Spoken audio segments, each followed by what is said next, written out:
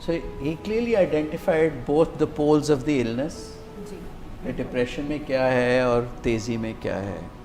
سو اس میں آپ یہی سوچ لیں کہ سیروٹونین کی کمی ہے تو ڈپریشن ہے, ڈوپامین کی آلٹریشنز ہیں تو سائیکوسس ہے, اور ڈوپامین کے ساتھ اگر نور ایڈرینلین اور ایڈرینلین کی زیادتی ہے تو وہ مینیا اور سائیکوسس ہے.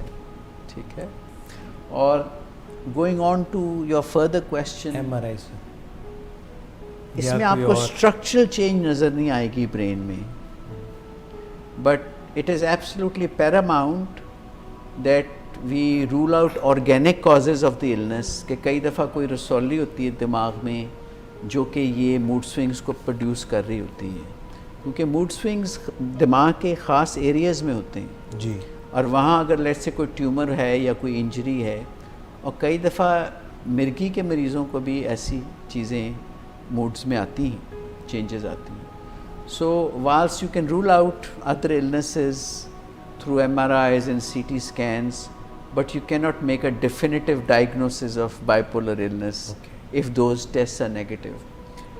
Having said that, there are several scans now جن کو ہم PET scans کہتے ہیں یا SPECT scans کہتے ہیں, جہاں نیورو ٹرانسمیٹرز کے ہم برین میں ایریاز دیکھ لیتے ہیں کہ ہاٹ ایریاز کہاں ہیں جہاں ان کی انٹینسٹی زیادہ ہے یا کم ہے. وہ ایریاز زیادہ ایکٹیویٹ ہو جی ہاں, absolutely. So these are obviously for now not standardly used tools, but they are research tools.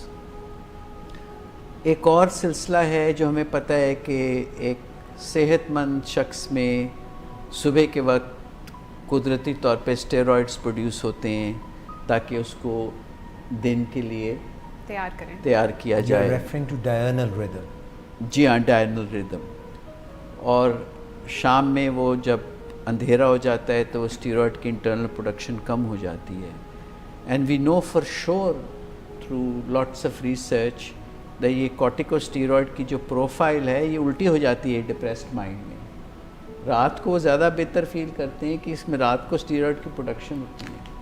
تو what I am just trying to tell you that یہ بایولوجیکل بیسز ہے, یہ النسز ہیں, یہ بیماریاں ہیں, اور یہ وہ چینجز ہیں جو شاید نیکڈ آئی کو نظر نہ آ سکیں.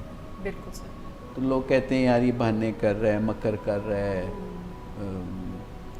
ایدے کوئی مقصد ہے کہ نہیں, یو نو میلنجرر ہے. ہاں, there is some agenda behind his behavior. So that is not always the case, that sometimes is the case. But so absolutely vital کہ ہم آرگینک کنڈیشنز کو رول آؤٹ کریں. کئی دفعہ مثال کے طور پہ تھائرائڈ ڈیزیز کا بھی ہم چیک کرتے ہیں, تھائرائڈ فنکشن ٹیسٹ دیکھتے ہیں, کیونکہ اس کی تمام تر علامتیں جو ہیں ڈپریشن سے ممک کرتی ہیں. جب تھائرائڈ گلینڈ انڈر ایکٹیو ہوئے, جب اوور ایکٹیو ہوئے تو لوگ بہت اینکشس ہیں. And this is some thing as a extremely commonly missed even in certain developed worlds. تو یہاں تو کوئی کانسیپٹ ہے ہی نہیں ہے اس کا. تو اگر آپ اچھا ایکسپرٹ چنیں گے تو ان سب چیزوں کو وہ رول آؤٹ کرے.